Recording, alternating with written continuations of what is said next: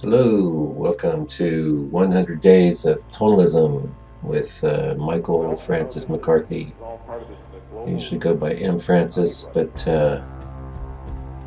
it's no secret. My name's Michael. I just abbreviate it so come up in Google searches better, frankly. Okay, so these 100 days, this is the first video I'm putting audio to. I may go back to number one and do this later if it works out. We're going to see. This is pretty experimental. Basically, if you're following the blog, I'm doing 100 days of tonalist studies. The paintings have been done. It did take me about 100 days to do them, but they were done in stages where I did a drawing, and then I did, first color laying, and then some glazing and additional painting on a lot of them. Anyway, it was a lot of fun, and you can read about it in the blog. Getting on to today's study, which is the second in the series. It's by author Frank Mathews, and he was a tonalist from California. He was a first-generation tonalist, and I'm going to read a little bit about him from a book by David A. Cleveland, and it's called A History of American Tonalism, 1880 to 1920. I'm going to be reading quite a lot from this book in this series, so no further ado, let's read what he had to say.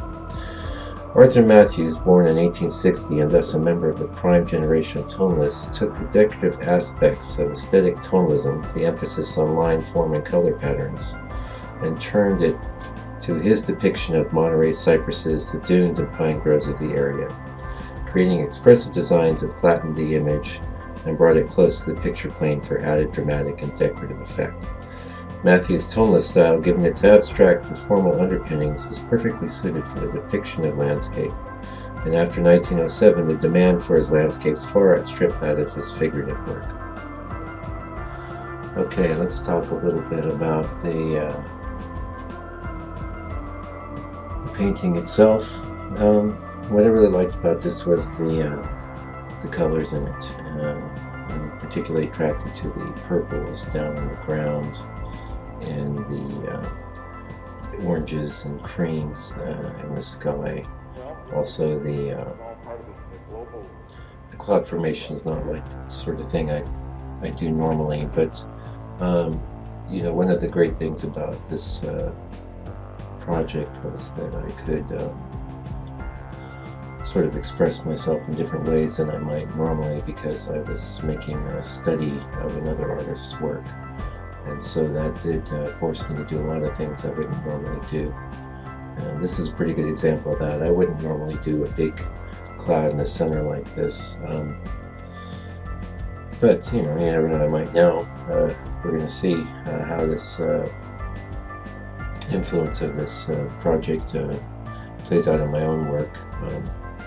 Which, by the way, if you're interested, you can see some of my paintings at landscapepainter.co.nz, that's co.nz, and I'll be updating that soon. That's pretty out of date right now. But as far as this painting, I did it in two stages. You're going to see there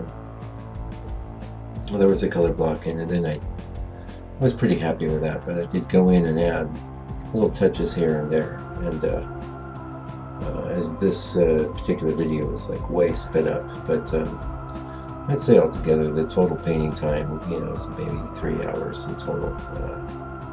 That doesn't include, of course, all the prep work that I did on the project and things like that. But what you're seeing in this video is sped up by about either 11 or 12 times. I get confused, but it's quite sped up. Let's see, that's enough about the study. I guess the last thing I want to talk about is that we're going to consider this an experiment, and we'll see how it goes for tomorrow, and giving you some audio. Take care and stay out of trouble. This is M. Francis signing off.